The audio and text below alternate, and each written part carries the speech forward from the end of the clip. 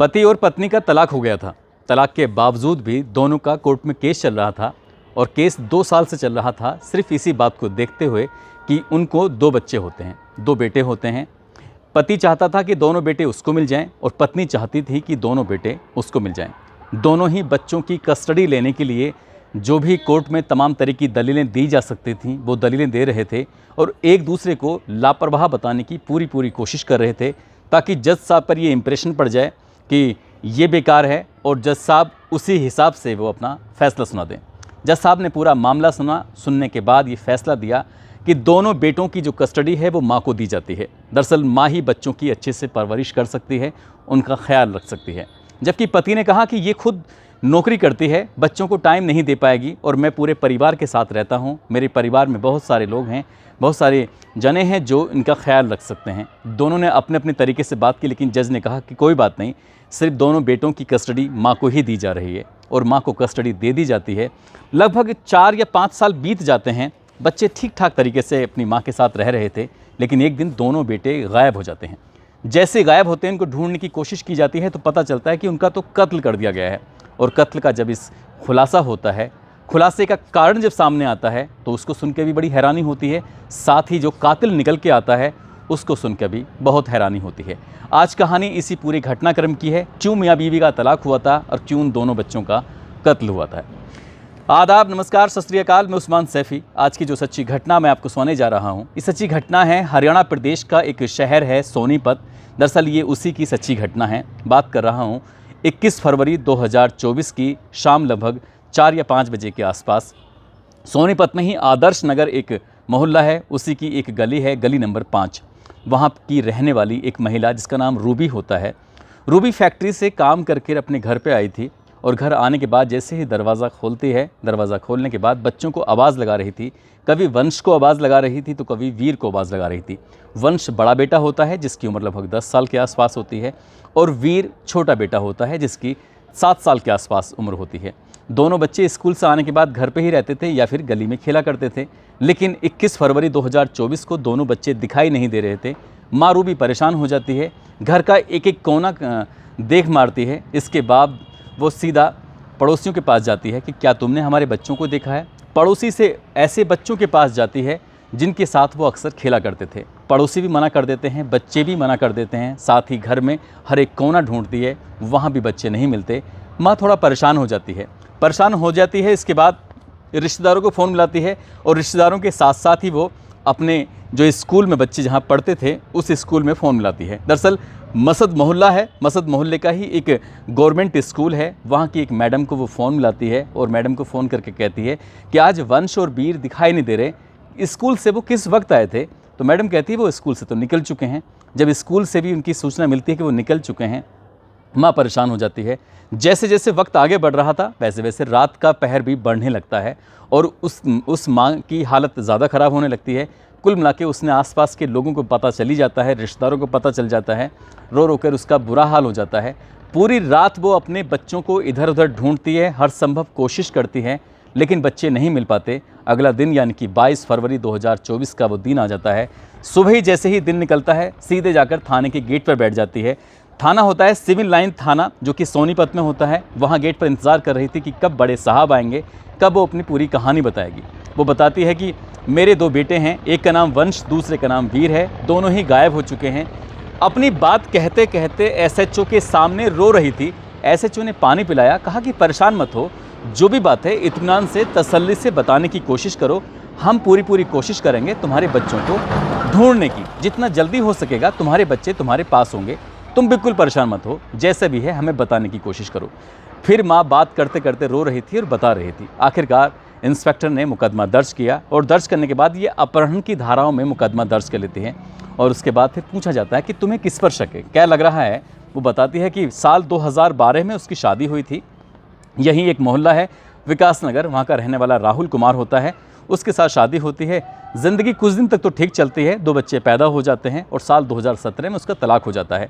तलाक होने के बाद साल 2019 में कोर्ट से अनुमति मिलती है कि बच्चों की परवरिश तुम ही करोगी। जैसे ही इंस्पेक्टर ने ये बात सुनी, इंस्पेक्टर ने अपनी टीम को लिया और टीम को ले जाने के बाद सीधा राहुल कुमार के पास पहुंचते हैं। राहुल कुमार को हिरासत में लिया जाता है, उससे पूछताछ की जाती है। उससे कहा जाता है कि भाई दोनों बच्चे कहाँ हैं, पूरा का पूरा शक तुम्हारे ऊपर है, जो भी है सच सच बता दो। जैसे ही उससे बात पूछी जाती है, वो इधर उधर की बातें कर रहा था, लेकिन पुलिस अपने तरीके से जब सख्ती से उससे पूछताछ करती है तो सख्ती से पूछताछ करने के बाद भी पुलिस को कोई सफलता मिल ही नहीं रही थी। वो साफ साफ सिर्फ एक ही बात कह रहा था कि उस महिला ने मुझे फंसाने के लिए दोनों बच्चों को गायब किया होगा, आपको उसी महिला से पूछना चाहिए, जो मेरी नहीं हो सकी वो बच्चों की भी नहीं होगी। जब राहुल एक ही बात कह रहा है, एक ही रट लगाए हुआ है, तो इंस्पेक्टर परेशान हो जाता है, सोचता है कि आखिरकार क्या है, समझ में नहीं आ रहा। कि महिला कहती है कि बच्चे उसके पास नहीं है, ये कहता है बच्चे इसके पास नहीं, तो बच्चे गए कहाँ। अभी इसी बात को देखते हुए उसने फिर पूछा कि तुम्हारा किस पर शक है, तुम इस बारे में बता सकते हो। उसने कहा शक है क्या तो मुझे पता नहीं, लेकिन मैं आपको ये ज़रूर बताना चाहूँगा कि हम दोनों के बीच में तलाक क्यों हुआ था। जब बात तलाक की आती है तो इंस्पेक्टर ने सुनना चाहा कि हाँ वाकई ठीक है, साल 2012 में इनकी शादी होती है। ये महिला और ये इसका पति जो होता है राहुल, ये दोनों ही एक फैक्ट्री में काम किया करते थे। काम करते करते इस महिला की एक व्यक्ति से, जिसका नाम होता है नितिन, जो कि मोहल्ला कबीरपुर का रहने वाला होता है, और वैसे वो मूल निवासी होता है उत्तर प्रदेश का ज़िला बागपत होता है। बागपत का ही एक वरनावा एक जगह लगती है, वहाँ का वो रहने वाला होता है। जैसे ही ये बात उससे पूछी जाती है कि उससे क्या मतलब, तो कहते हैं कि इन दोनों की दोस्ती हो जाती है। दोस्ती के बाद ये प्यार कर बैठते हैं, और प्यार करने के साथ साथ ही ये दोनों एक दूसरे के साथ रिलेशनशिप में भी आ जाते हैं। मैंने इस बात का कई बार विरोध किया था, जब बात विरोध किया था तो बात तलाक तक नौबत आ जाती है। इसने अपने उस प्रेमी को नहीं छोड़ा, इसने पति को छोड़ना सही समझा। इसलिए अगर ढूंढना है तो हो सकता है कि तुम उसके जो प्रेमी हैं नितिन से जाके बात करो, नितिन शायद इसमें कुछ ना कुछ रास्ता निकाल सकता है। जैसे ये बात आती है, इस महिला से पूछा जाता है, इस महिला ने कहा कि नहीं, ये इसके पति का ही खेल हो सकता है, ये सिर्फ उसको फंसाने की साजिश कर रहा है। अब महिला के जो CDR था, उनकी मोबाइल नंबर, उसकी CDR निकलवाई जाती है। जो उसका पति होता है, जो पूर्व पति यानी कि राहुल कुमार, उसके भी मोबाइल का CDR निकलवाया जाता है। दोनों की कॉल डिटेल निकलवाई जाती है। कॉल डिटेल से पति की जो कॉल डिटेल थी वो बिल्कुल साफ़ सुथरी थी, उसमें किसी तरह का कोई लोचा नहीं था। लेकिन जो रूबी होती है, उसकी कॉल डिटेल से पुलिस को एक नाम निकल के आता है, और वो नाम होता है नितिन का। इसलिए पुलिस ने प्राइम सस्पेक्ट के तौर पर इस महिला से भी पूछताछ करने के बाद सीधा जब नितिन की तरफ जाती है, नितिन को पुलिस चारों तरफ से घेर लेती है। जब नितिन को ये पता चलता है कि यहाँ पुलिस आ चुकी है, बस वो पुलिस को देखकर छत से कूद जाता है, और जैसे छत से कूदता है तो उसके पैरों में चोट लग जाती है, यानी कि वो घायल हो जाता है और भागने की कोशिश कर रहा था, उसकी भागने की कोशिश नाकाम हो जाती है। पुलिस इसको हिरासत में लेने की कोशिश कर रही थी, टांगों में चोट लगी थी, इसलिए नज़दीकी एक नागरिक हॉस्पिटल होता है, वहाँ पर उसको एडमिट कराया जाता है, और एडमिट कराने के साथ ही उससे पूछा जाता है कि बच्चे कहाँ हैं। जब वो बच्चों के बारे में उसे पूछ रहे थे तो उसने भी इधर उधर की बातें बताना शुरू कर दिया, लेकिन पुलिस ने अपने तरीके से सख्ती से पूछताछ की है तो वो टूट जाता है। अब जब टूट जाता है तब पता चलता है कि स्कूल से बच्चे जैसे ही घर पहुँचे थे, उसने रास्ते में इन दोनों बच्चों को अपनी बाइक पर बिठाया, और बाइक पर बिठाने के बाद ये सोनीपत से सीधा उत्तर प्रदेश के जो बागपत ज़िला होता है उसका एक गांव लगता है गौरीपुर। दरअसल ये उसकी तरफ लेके चलने लगता है, और चलते चलता ये जब दूर पहुंच जाता है तब इसको लगता है कि बच्चे काफ़ी दूर आ चुके हैं। जंगल में एक ईख का खेत होता है, उन बच्चों को दोनों को किसी बहाने से ईख के अंदर लेके जाता है, और दोनों ही बच्चों का गला दबाने के बाद उनकी हत्या कर देता है। हालांकि बच्चों ने इसका विरोध किया, और जब तक वो करते रहे, जब तक कि अपनी शायद उनके दम नहीं निकल गया, लेकिन जो कातिल था, कातिल ने जब तक उनका गला दबा के रखा, जब तक क्या उनके प्राण नहीं निकल गए, जब तक वो मर नहीं गए। उनकी लाशें वहीं पड़ी हुई थीं। 23 फरवरी 2024 की सुबह आखिरकार पुलिस ने जब उसकी निशानदेही के आधार पर उस जगह को खोजा तो वहाँ सचमुच 2 लाशें मिल जाती हैं। दोनों बच्चों की लाशों को कब्जे में लिया जाता है, और कब्जे में लेने के बाद उनका पोस्टमार्टम कराया जाता है, और उससे पता चलता है कि दोनों की मौत गला घुटने से ही हुई है। अब पुलिस इससे पूछ रही थी कि आखिरकार तुमने इनकी हत्या क्यों की है, इसके पीछे क्या वजह है। वो कहता है कि मैं रूबी से बेइंतहा प्यार करता था, और बेइंतहा प्यार करता था, लेकिन बच्चों से नफरत करता था। मैं नहीं चाहता था कि मेरी ज़िंदगी में रूबी के साथ साथ बच्चे आएँ, इसलिए मैंने बच्चों को रास्ते से हटाने की प्लानिंग कर ली थी, और इसलिए मैंने ये सब काम किया। जब ये बात उस महिला से पूछा गया तो महिला का रो रो कर बुरा हाल हो जाता है। वो सोचने पर मजबूर हो जाती है कि आखिरकार उसके बच्चों के साथ ऐसा क्या हो गया। दरअसल जब पुलिस ने अपनी जांच पड़ताल की तो इस महिला का अभी तक कोई सीधे रूप में कोई भूमिका नहीं पाई गई थी इन बच्चों की हत्या में। हालांकि पुलिस के जो ACP होते हैं नरसिंह, उनका ये कहना है कि बच्चे जो मारे गए हैं वो प्रेमी की नफ़रत की वजह से ही, हालांकि वो प्रेमिका से प्यार करता था लेकिन बच्चों से नफरत करता था।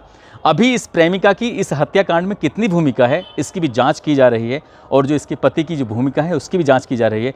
पूरे प्रकरण की तसल्ली से जांच की जा रही है। हालांकि प्रथम दृष्टया जो सबूत मिले हैं वो उसमें प्रेमी ही इसका पूरा जिम्मेदार है। आगे की जांच के बाद जो भी स्पष्ट हो सकेगा कार्रवाई की जाएगी, किसी को बख्शा नहीं जाएगा। दोस्तों, इस पूरे घटनाक्रम को सुनाने का उद्देश्य किसी को परेशान करना नहीं है, किसी का दिल दुखाना नहीं है, बल्कि आपको जागरूक करना है, आपको सचेत करना है। काश उस महिला ने अगर से प्रेमी ही चाहत थी तो बच्चों को अपने पति को दे देती, कम से कम उनकी ज़िंदगी तो बच जाती। ना वो बच्चे बचे, ना ही वो प्रेमी बच पाएगा, ना ही वो पति मिल पाएगा, क्योंकि प्रेमी जाएगा जेल, बच्चों की ज़िंदगी हमेशा के लिए ख़त्म हो चुकी है और पति उसका मिलने से अब उसको रहा।